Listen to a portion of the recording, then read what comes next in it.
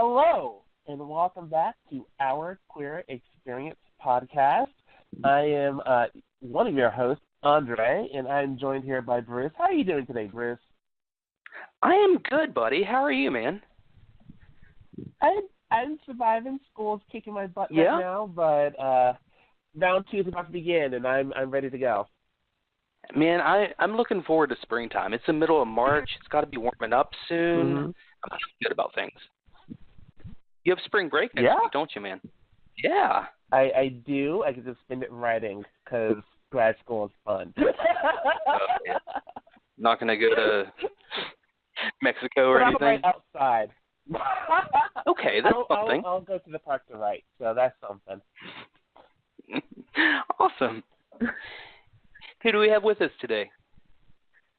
Oh, we have an educator, a technologist, an engineer, a musician, an athlete, and a bull rider. Little do you know, though, this is all in one amazing person. We are joined today by Breana Knight, who is the Director of Outreach for Maiden Global in Denver, Colorado. She is known for her innovations both in technology but also in music and also in the gay rodeo scene, which is, I think, 3 amazing and beautifully different arenas to dominate. She has spoken at summits across the nation and will probably be coming to a city near you to either conquer a bull, conquer a concert stage, conquer a tech venue, or all 3. So welcome, Breana. We're so happy to have you. Hey, guys. How you doing? That's quite the intro. Thank you. I feel like so important. I think you are our first person from the Mountain Time Zone, which is pretty exciting. Awesome. Glad to pop that bubble for you. So, tell us about sort of your journey. How did you go from being a child to being like world conqueror that you are today? How did I go from being a child to the world conqueror? Well, it's a story of humble beginnings. No, so I'm originally from California. I definitely grew up in a very Christian family setting, and I had supportive parents that were making sure that I was the athlete that I wanted to be, and the musician, and like just a good person that they always hoped that I would be. And then living the SoCal dream. And then I went to college, and then I definitely went to a very Christian university, and lo and behold, that's where I found out that I was that big G word, gay. And then it was a very dirty, nasty word in my time, and so I actually stayed at the university in California for about 3.5 years, and then lo and behold, I had this brilliant idea that I should transfer. And so my parents were livid, we've been sending you to this private institution, and now you're going to transfer schools. First, I'll go to a state school, and in that state school, pay out-of-state tuition. Are you mad, child? And he's like, apparently I am. And so I moved to Colorado, and then, that was one of, the best decisions that I'd ever made in my life. It was also, quite a shock, going from a very small Christian, liberal arts school that, our new student orientation was they called it, the freshman mugging. And it's like, ooh, we're gonna go to a mugging, and it's like, what? Why is that a funny thing? Anyway, but basically what they did was they gave us all these little beer mugs, and so ooh, we're drinking out of beer mugs. Look at us, bad, dirty Christians, drinking out of beer mugs. And then we watched. They gave us beer mugs, and we made root beer floats. And we watched some PG movie on like this inflatable screen, like out in the front of the school. And I mean, sure, it's like it was a very pretty campus, and so like making the best of the nature, or the best of the natural setting. So it's like, okay, this is cute. The freshman mugging root beer floats in a movie, cute. And so that was one of the big events for our new student orientation. And then when I transferred to Colorado to CU Boulder, our new student, the big event for the student orientation, so I had to go again as a new student.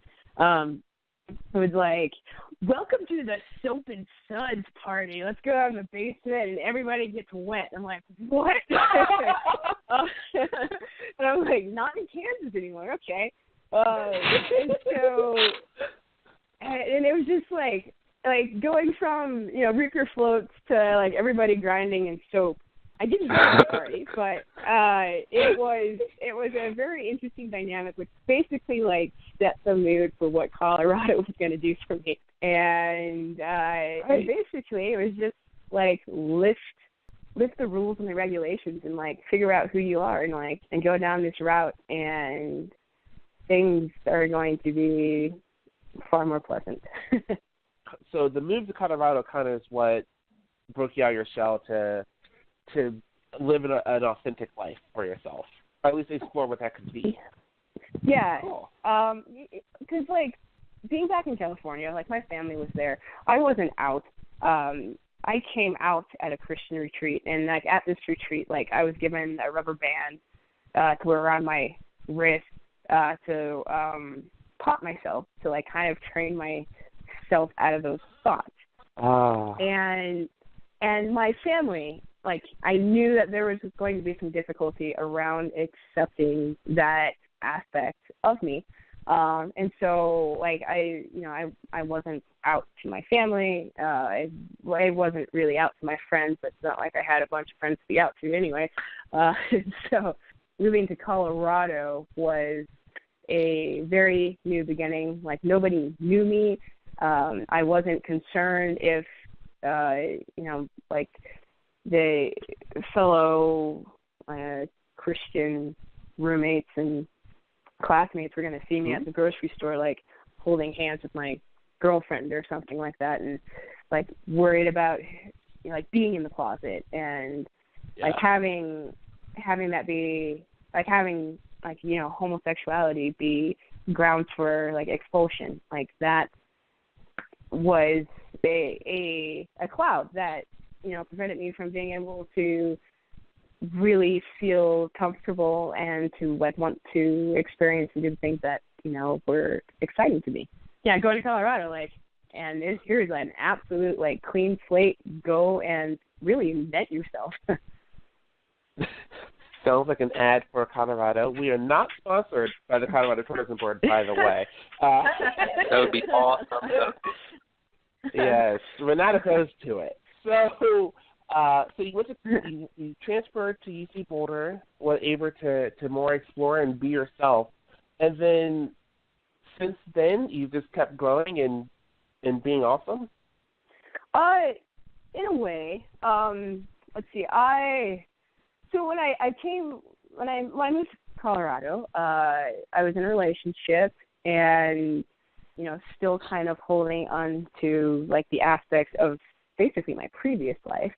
So, like, I was still kind of restrained by those aspects of, like, drinking, like, having a beer at, like, 1 o'clock in the afternoon. That was a new thing for me. And, like, all my friends were like, yeah, we're going to go for this, like, epic hike, and then we'll, like, stop by a local brewery. And I'm like, a brewery? Like, is that different from a bar? Or, and, like, you're not supposed to drink that early. That means something's wrong, Yes. And so, like, like, needing to shape, like, anything that I held to be true about life. And so once I, like, the relationship that I moved to Colorado with, like, that ended. Like, we're still friends, so it's cool. But I was still pretty lonely. Like, not that I was lonely. I didn't have a strong social network. Prior to even moving to Colorado, I had my dog Shakespeare, and I was breeding reptiles and watching sci-fi. Like, that was like a really nice Friday night hanging out with my lizards. Anyway, and so when I came to Colorado, I know. And then, like, you know, breaking up with my first partner, like, my social network was very, very limited, and like, I didn't even have a dog at this point. I had to leave my dog at home because of pit bull restrictions. And so I was like, I got a cat. But what really helped my life make a 180 was I joined a band. I joined Gora Gora Orchestra, and it was by joining this band. Like, I met most of them in school. Most of us are all like just music college buddies, and so we joined this band, and like, that was the first time that I really felt like I had connected with people, that I'd like found my people. I mean, don't get me wrong, I still have like a few buddies from high school that I talk to, but like nothing. Yeah. And I didn't really make close personal friends at the first university, and then and then, you know, even at in Boulder, you know, I was very concerned about the work that I was doing, and so I was very focused there. And not really attending like any of the social events, which is why I didn't go to that soap party. But joining Gora, like, I found my people, like, that were weird, quirky, talented, and open, and were receptive to the oddities that I had to offer, and like, they found a home for me.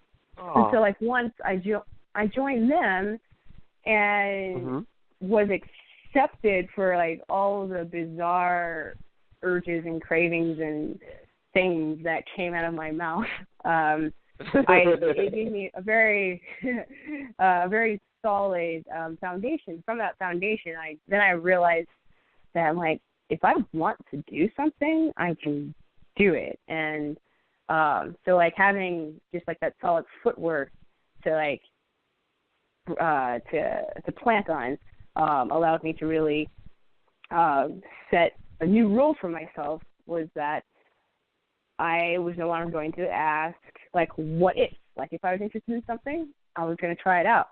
And so, because I had that footing, I felt I was able to establish a confidence to go out and explore these things. And so, yeah, like, Gora Gora is probably the most influential group that I've been associated with, that really helped pave the way for like who and what it is that I found out that I could do. Yeah, and it was also like kind of just like an interesting story to like compare like the first gig that I ever played with them to like me playing with them now. It's like I showed up to my first gig.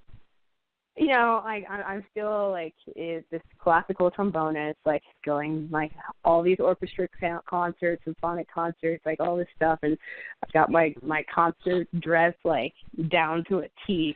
And so like I show up for like a bar gig, like all black, like, you know, black pants, the belt that matches the shoes, because I'm still a little gay, and then. And then, like, there's, like, the finely fitted black shirt that's still, like, buttoned and, like, oh, I'm feeling fancy today, so I'll wear my ascot to really add a little pizzazz. And then, like, I see the rest of the band, and I'm like, oh, these people are, like, hip. They're wearing, like, vests and shit. I love that that's your, like, level for hip is, oh, they're wearing vests. Yeah, at the time, right? Then, like, and so we go to play this music, and I'm like, you people are dancing. That's an abomination to this craft that we've worked so like hard and digitally on to master. Like, you're going to ruin your tone, you're going to ruin your sound, like all this stuff. And like, stop moving so frivolously, right? to now, and it's just like, oh, I don't have half my clothes on. That's okay. Let's play some more. Well, there you go. Yeah, We're and left like for all bonus. sorts of dancing. So Wow. that was my transition. Wow, that's amazing, and I can definitely feel for you as you transitioned from being like a classical musician to being a bit more looser for gigs and such. That's that's great. It's something a lot of my musician friends went through. Those who went professional at least. That's amazing. So, are you out to your family, or are you still like? Is that just a part of your life you don't like? You compartmentalize in a different way? No, I came out to my family. Let's see, I probably came out just. I mean, in comparison to my friends, I probably came out a little bit later. But I mean, it's never too early. It's never too late. But I came out at probably about like 23 or 24. And I would say that just, in regards to kind of like romantic situations and understanding like all that side of, that very human sensual, I was very, very much so behind the curve kind of like late blooming, because just like my social skills were like super off and very, very introverted, lots of anxiety and not wanting to deal with social situations, but still enjoying these things that kind of made it difficult not to be in these situations, like being a musician, kind of, or at least like being, like playing like outside of like orchestral situations, where you really need to engage with an audience and be receptive to people trying to connect with you from the stage. So yeah. That's cool. So that challenge kind of gave you the courage you needed to kind of start living more out loud in different facets of your life. Yeah, I would say so. Yeah, because if I hadn't gone, like if I wasn't a musician, I think it would probably have been very easy for me to stay, comfortably in a more introverted lifestyle. I mean, because I was a double major in music as well as art history, and so like, oh wow, I could get away most of the time just reading and just kind of only engaging in small discussions. Occasionally have just like a bigger presentation, but it's very different, like relaying information that is very well rehearsed, and you're not necessarily concerned with like public perception, other than like look nice, show up on time, you're done. Not like, hey, if I shake my hips this way, are you gonna care more about the guys like pretty dances? So I definitely being a musician kind of forced me out of that comfort. Cool beans. So how do you get into bull riding? Okay, so there's like a couple of different angles that kind of conglomerate together as to like why I became a bull rider. First off, like the first desire came like as a very young child. Like PBR was gaining some traction, like the Professional Bull Riders Association was gaining traction. It was being shown on basic or on TV stations, like regular TV stations, And so I still remember this day that I was leaning up against my bed and there was a final that was on, and I was watching the bull riders, and I'm probably like 7, and I'm like, I think I could do that. I totally think I could do that, and like but I'd always had like a fascination with like cowboy culture, and my parents were great, and my mom was awesome. Like, would make like the elaborate like handmade cowboy costumes for me as a kid growing up, and like even having like cowboy themed birthday parties, and like hiring like her like having like and being very sure to like have like black cowboys like show up at the party like with their horses to like do demonstrations and like take all my friends for rides, and that's amazing. And I still have like pictures of me just like running around as a kid with like like little holsters and like cowboy hat and like cowboy jean shorts and like cowboy boots, like running around. And so like from a very young age, like that had always been like implanted in my head. And then as I got a little bit older, I was at my university in California, and I had a Netflix account, and so I was watching, I got a suggestion, like a suggestion popped up of like movies that would interest me, and there was one like a logo video that popped up, and oh my goodness, I can't remember the name of it, but there's basically two movies out about the gay rodeo called Queens and Cowboys, which is awesome, and you and your listeners should watch it. But there's another one that's not that one, and I can't remember the name of it. Oh man! But so this pops up on my like recommended suggestions, and I was like, gay rodeo? What? Like, this is a thing? Okay, so like I'm like definitely gonna check this out. But then at this time I wasn't heavily involved in tech, and so I just had like paranoid fears about, oh man, like my university's gonna know that I'm looking at this title, and that it's gonna be like shipped to my campus mailbox, and they're gonna know, and I'm gonna be in trouble. And they're just like, okay, come on, like realistically, that's nowhere near possible. I was like, I know, but still. These are the wonderful conversations I have with myself, by the way. But very common for many of us.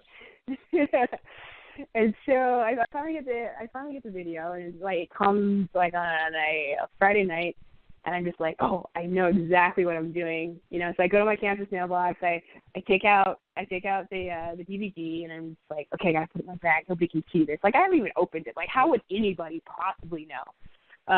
So I go back to my apartment, and I close the door, I lock my door, and I close my blind, and I put my DVD in, and I'm just hooked.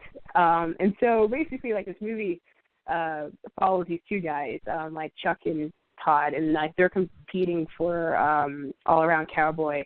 But they like to be all around cowboy. You have to like compete in like roping events, rough stock events, and like one of the camp events. And so, for the rough stock events, like they are riding bulls, like and steers and broncs and all this stuff. And so like they're going at it, competing, and so then I get online, and I'm like trying to find like where the next closest like gay rodeo would be, and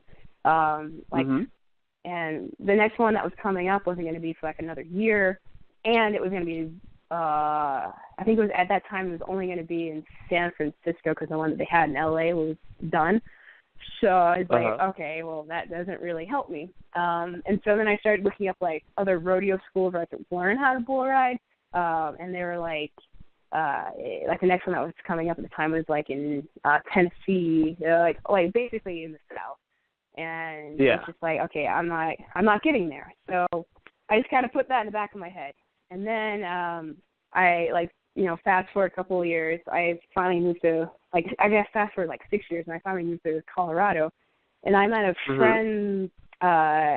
friend's graduation party, and I see this guy, and he's wearing some nice boots. And so like I comment, and I say, hey, really nice boots. And in typical gay man fashion, he's just like, oh, these are the boots that I usually just work in. But I appreciate that you think they're nice. So I'm like, they are. And so, like, we get to talking, and he's, like, these are the boots that I usually volunteer. I wear to volunteer at the gay rodeo. And I was like, oh, the gay rodeo? And he's like, yeah, like the gay rodeo. I'm like, you're kidding. I was like, I watched this, like, documentary, like, years ago, and I've always been interested. He's like, well, you should sign up to be a volunteer, too. And I was like, anyone can do that? He's like, oh, yeah, they, like, absolutely need volunteers. I was like, done. And so that evening, I go home, get online again. I see that there's a gay rodeo coming up at the Jeffco Fairgrounds, and it's like 20 minutes away from, like, where I'm living, and you can just sign up to be a volunteer. So I sign up. I email, like, the head guy, and I'm like, hey, I've never done it before, but, like, I hope I can help. He's like, oh yeah, like, I'll meet you at the rodeo, like, when it comes in a couple months, and we'll go from there. I'm like, fantastic.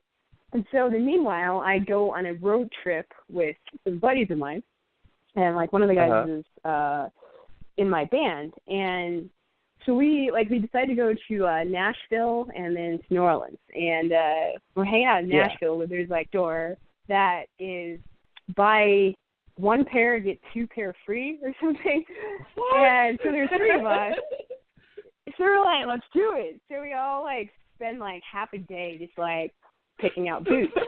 and so we drove, like, it was a road trip. And so when we're actually, like, driving back, I say to my friend, like, Tong, who runs Gora Gora, I'm like, hey, man, I think we should make Gora Gora wear Western wear for our get up for whenever time the band plays. And he's like, I like it. And then he sends an email to the rest of the band, and, like, the whole rest of the band's, like, in agreement that, because we were struggling. So, like, we were struggling with, like, what to wear. Like, before it was, like, what I thought was super cool, like, wearing vests. But, like, that was years ago. Like, I'd finally come into my prime at this point. Like, so we needed something a little bit cooler than just vests. So, like, do Western wear. We're from Colorado. Like, that's what people think we do. And so everybody in the band agrees that, we should wear Western wear. And then, so I'm like, I need a buckle. But I'm like, you can't just go buy a buckle. You got to earn it. And so I'm like, okay. I'm gonna get a buckle to wear for this band from, like, writing. I'm gonna earn my buckle from writing. And so then the gay rodeo comes up, and Rich, who was, like, the volunteer coordinator and also, like, running the whole show, he takes me under his wing. Like, he gets me, like, all situated with what to do with the rodeo, like, how to do it, but then we have a moment where he's just kind of staring at me. It's kind of late, and he's like, you look like you want to do more than just volunteer. And it's a Disney movie. He's like, well, so, like, what do you want to do? And then, like, internally, I'm just like, oh, my God, should I tell him? What if I tell him he thinks I'm an idiot? Like, an idiot shouldn't be on the bull, but maybe an idiot should be on the bull. Like, blah, blah, blah. So, like, all this, like, internal conflict of, like, what to do. Like, do I tell him what I want, or do I, like, just, like, play it off cool? Like, I'll, figure it out later. And then, like, before I could even really conclude my answer, I want to ride bulls. So it came, like, jutting out of my mouth. And he just, there's this moment of him, like, looking stunned, but he's like, it's a moment of kind of stunned, but, like, I knew something was hiding lurking underneath the surface. And he was just like, okay, you want to ride bulls? I'm like, that's what I want to do. He's like, okay, well, let me introduce you to some people. And so, he takes me to meet one gentleman, like, Wilma. And then he, like, introduces me to, like, a few other people. And so, like, throughout the rodeo, like, people now know that I want to be a bull rider. And so, like, during certain events, they're like, hey, Breana, like, come back behind the chute. So, like, you can see like how people are getting set up and what it looks like. I'm like, okay, cool. And so I'm doing this throughout the whole entire weekend. And on the last day of the rodeo, there was like a banquet dinner. And so I could go to the dinner, and I'm like sitting at a table that like one of like the previous bull riders like introduced me to some other people, and he's like, yeah, like why don't you set this table here? And like, so we're sitting, we're eating, and then there's this guy who's sitting like right across from me, and I'm like, I cannot stop staring at him. I mean, sure, he's like a handsome cowboy, you know, he's got these piercing blue eyes and this like really strong build. Yeah. It's in Oklahoma. So we get to talking, and but I'm still staring at him. But like internally, again, I'm just like, I really hope he knows that I'm like real gay, and like basically like my head is just like trying to figure out why I know his face. And then it finally dawns on me. I'm like, wait a minute, you said your name is Chuck. And he's like, yeah. I'm like, did you make like a documentary about like, I don't know, like 6-7 years ago? And he's like, oh, ha, ha, ha, you saw that. I'm like, oh, it's Chuck Browning. Like, you are the reason why I'm in gay rodeo. And like, I mean, like, internally, it was just like this volcanic eruption of like, I just met like my cowboy hero. But like externally, I was like cooler than a bowl of beans sitting on a windowsill.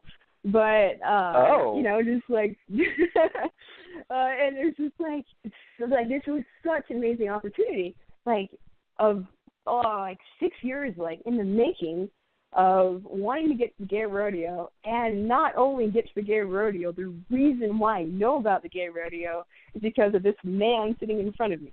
And then, like, so I finally got to meet Chuck, and he's just like, oh, hey, yeah, you know, like, he points over his shoulder, and he's like, you know, that's Todd over there. I'm like, oh, my God, this is, like, the best night of my cowboy life. And and then, yeah, like, and ever since then, you know, I've gotten writing tips from Todd, and Chuck has almost pulled every rope for every bull that I've been on. Wow. And then I got on my first steer at the next rodeo, and a steer is a castrated bull, and so like that is what kind of began my transition into becoming a bull rider. Wow, that's amazing. So you met your heroes, and it worked out, which is awesome. Oh my gosh, we're out of time. But fear not, dear listeners. We're going to have you on the back again. Yes. We'll have, this will be a 2-part episode, so make sure to come back so you can hear the rest of this amazing lady's tell. Until next time, bye, y'all.